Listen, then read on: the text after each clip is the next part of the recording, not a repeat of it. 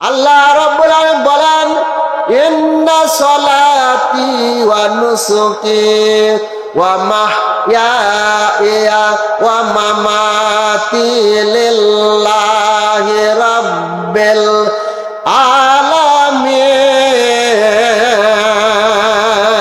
আল্লাহু আকবার। আল্লাহ রাব্বুল আলামিন বলেন, নিশ্চয় আমার নামাজ, আমার কুরবানি, আমার জীবন, আমার মরণ একমাত্র মাওলার জন্য, আল্লাহর জন্য। বলেন সুবহানাল্লাহ।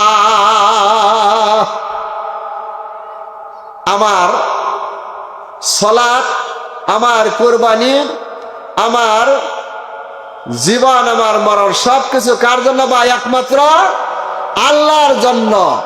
এজন্য সম্মানিত ভাইয়েরা আমার, বাবাজিরা আমার, মা বোনেরা আমার, আল্লাহর জন্য একমাত্র যে আমলটা করা হবে, আল্লাহর সন্তুষ্টির জন্য যে আমলটা করা হবে, মাওলার রাজি খুশি করার জন্য যে আমলটা করা হবে, ওই আমলটা আল্লাহর দরবারে কবুল হবে।